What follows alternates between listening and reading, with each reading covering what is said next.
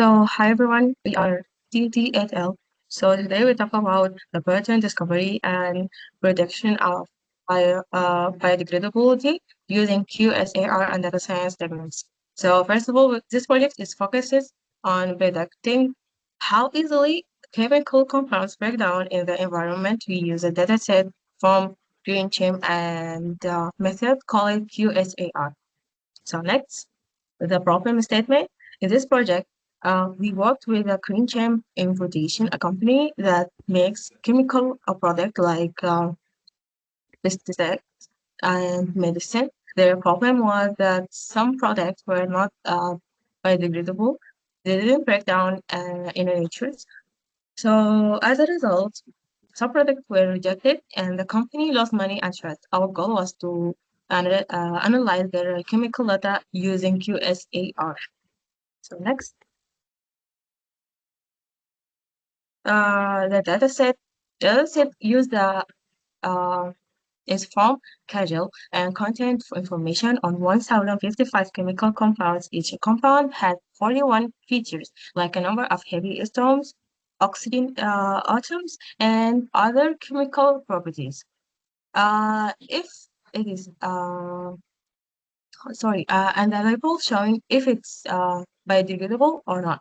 The data file is a small and easy to use for modeling. Next. So I'm Teo Singh and I will talk about the methodology. So first is pre-processing. So we will remove the duplicate data and do level encoding for the biodegradable and non-biodegradable as 1 for biodegradable and 0 for non. So next is variable mapping for the chemical name. So we name it into easier to read it. And next is binding and standardization. So next step is data analysis. For histogram, we analyze categorical and numerical data and correlation metrics. We plot a heat map to see the correlation and pie chart for the proportion of non-biodegradable and biodegradable chemical compound. And lastly, the bar plot for oxygen atoms, nitrogen and halogen atoms distribution with the biodegradable and non-biodegradable chemical compound. So next is associative rule mining. I use appropriate and with binding feature. And next is modeling. We use PCA and machine learning. PCA to reduce the dimensionality of the data, and machine learning we use grid search CV to find the best hyperparameter. And lastly, statistical testing.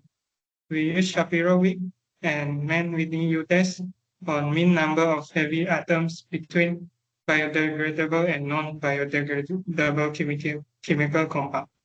So next is question 1. Hi, my name is Amir Halim. So we will do the first question, descriptive analysis. So the first question is proportion of readable biodegradable versus not readable, readily biodegradable. So in this question, we analyze the proportion of RB versus NRB compounds. The pie chart shows that only 33.7% are RB and the other 66.3% are NRB. It shows the need for better formulation strategies. So for the first oxygen, more oxygen atoms increase the RB likelihood. 43.6% of compound with 4 plus oxygen atoms are biodegradable. For halogen, more halogens reduce higher degradability. Only 1.1% RB in compounds with 3 plus halogens. And for lastly, nitrogen, it moderates nitrogen, improves the RB, but most of it lowers as it goes on. So it shows that the atomic composition plays a key role in biodegradability, which is quite crucial for the designing greener chemical compounds. Next part. Okay, so I'm Dinesh. For question 2, we're going to talk about association rule mining. So in this question, we're going to explore which chemical descriptors that most frequently appear in strong association rules that related to biodegradability. So we use association rule mining to identify patterns between molecular features and the biodegradability class. So the first strongest rules that we found all had a confidence of 1.0 and a lift about approximately 2.97, which means they are highly reliable. Then across this rule also, four descriptors appear every time, like sum of DOE states mass burden eigenvalue based on mass, intrinsic state average, and also polarizability, weighted burden sum. So these all are the key of electrochemical and topological indicators. Other descriptors like Lab-Killian eigenvalue, ionization is also appears but is less influential. So the pattern suggests that compound with simpler structures are more likely to be biodegradable. That's it. So for question 3 is predictive modeling that use PCA and machine learning models. So for the PCA, it retained 95% variance with approximately 20 components.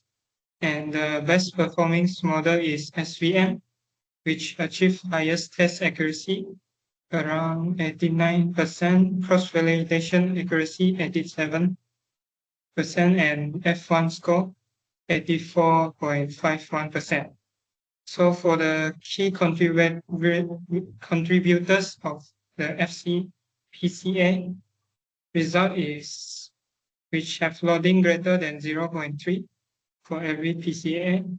So first one is sum of double bounded carbon decryptors, hydrogen bound donor count, and aromatic group, and lastly ester.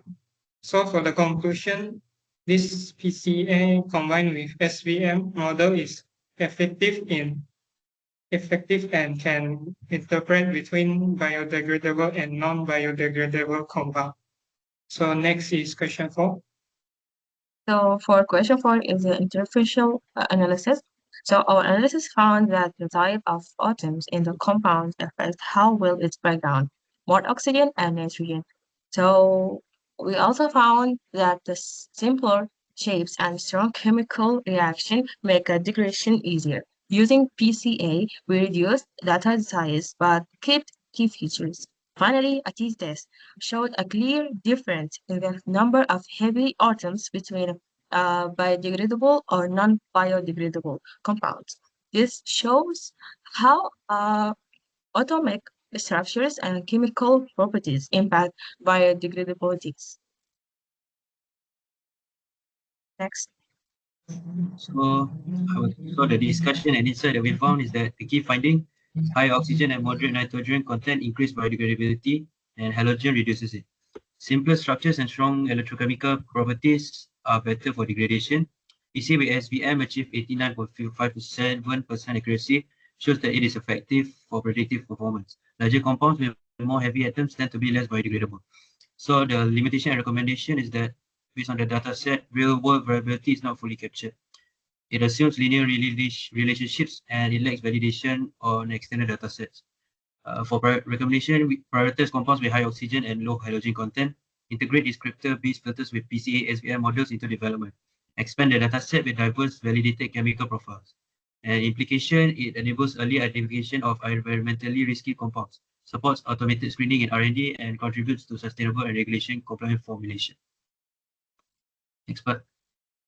Okay, so in conclusions, our study shows that data science can effectively predict the biodegradability of chemical compounds using molecular descriptors. So the results support that GreenChem or any sustainable chemical manufacturer could also apply techniques like PCA, SVM, and targeted descriptor screening to reformulate safer and also more eco-friendly products. And then our finding confirmed that structural complexity, atom composition, and also electronic properties all play a direct role in how likely a compound is to be biodegradable.